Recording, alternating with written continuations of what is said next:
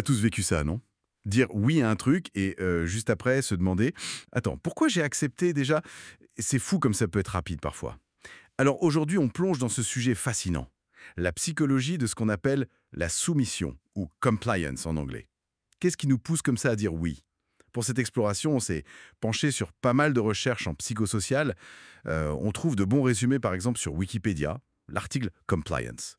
Notre mission, essayer de décortiquer un peu ces mécanismes qui nous rendent souvent si coopératifs, on va dire. Oui, c'est exactement ça. La soumission, au fond, c'est une réponse à une requête. Et cette requête, elle peut être très directe, genre quelqu'un vous demande clairement un service, Oui, ou alors beaucoup plus indirecte, une publicité par exemple, qui vous suggère d'acheter un produit. Ce n'est pas forcément, attention, l'obéissance aveugle à une autorité, hein. C'est plutôt une forme d'influence sociale, très présente, mais souvent discrète. d'accord. Et il existe des techniques, j'imagine, euh, pour nous pousser vers le oui. Des trucs un peu étudiés. Ah oui, tout à fait. Et certaines sont même assez contre-intuitives. Prenez le pied dans la porte, par exemple. Ah, le classique. Voilà. On commence par une toute petite demande, un truc facile à accepter. Et une fois que la personne a dit oui une première fois, hop, on enchaîne avec une requête plus importante, celle qu'on visait depuis le début. Malin. Et il y a l'inverse aussi, non? La porte au nez. Exactement. Là, on fait une demande complètement démesurée, on sait très bien qu'elle va être refusée, et juste après ce refus, on présente la demande réelle, qui, elle, paraît soudain beaucoup plus raisonnable en comparaison. C'est ouais, c'est presque de la manipulation quand on y pense. Bah, disons que ça joue sur des mécanismes psychologiques assez profonds. Ces techniques marchent bien parce qu'elles sollicitent deux de nos motivations fondamentales en tant qu'êtres sociaux. D'accord. Lesquels?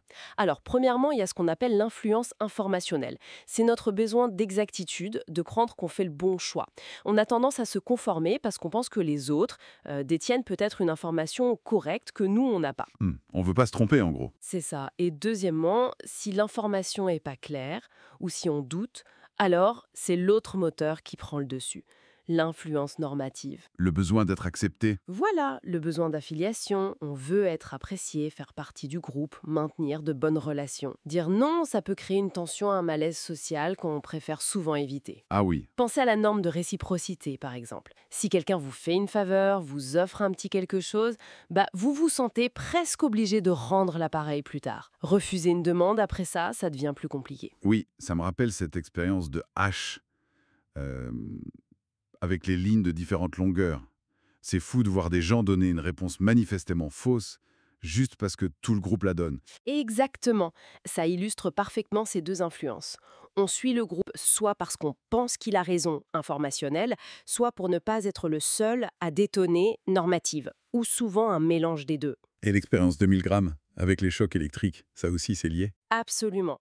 L'expérience de 1000 grammes, où les participants administraient des chocs fictifs, mais ils le croyaient réels à un niveau dangereux sous les ordres d'une figure d'autorité, ça montre le poids énorme de l'autorité perçue. Oui. L'autorité est vue comme une source d'infos fiables. Il doit savoir ce qu'il fait. Et lui désobéir, c'est rompre un contrat social très fort. Donc, on se soumet, même si ça va contre nos propres valeurs parfois. C'est puissant. Et ce qui est assez dingue d'après ce que j'ai lu, c'est qu'on a tendance à sous-estimer à quel point les gens vont accepter nos propres demandes. On n'est pas très bon pour prédire ça, hein. C'est tout à fait ça. C'est ce qu'on appelle l'effet de sous-estimation de la soumission. On s'imagine souvent qu'il faut argumenter, insister, alors qu'en réalité, une demande simple et directe, surtout si elle est faite en face à face, a beaucoup plus de chances d'être acceptée qu'on ne le pense. On sous-estime notre propre influence en fait. D'accord. Et du coup, on comprend mieux comment le marketing, la publicité, comment tout ça fonctionne finalement. Bah oui, ils utilisent tous ces principes. Créer une image d'expert pour l'influence informationnelle, jouer sur le besoin d'appartenance à une communauté de clients pour l'influence normative, offrir un petit avantage pour activer la réciprocité. Tout y est. C'est une mécanique bien huilée. Notre oui n'est souvent pas juste une décision isolée, c'est le résultat d'une interaction complexe. Il y a les techniques utilisées, nos besoins psychoprofonds, être dans le vrai, être connecté aux autres, et puis le contexte. Est-ce qu'il y a une autorité? Comment le groupe réagit? Hmm. Et ce qui est intéressant aussi, c'est qu'on peut très bien dire oui extérieurement, juste pour éviter un conflit ou faire plaisir, sans pour autant être convaincu intérieurement. La soumission, ça n'implique pas forcément l'adhésion personnelle, l'acceptation privée, comme on dit. D'accord, c'est une distinction importante. Oui, Bon, alors, pour finir, peut-être une petite question pour nos auditeurs.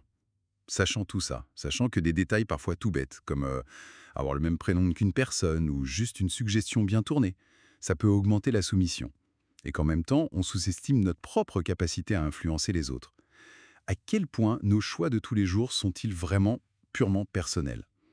Quelle est la part de ces influences subtiles et souvent invisibles? Ça laisse à réfléchir, non?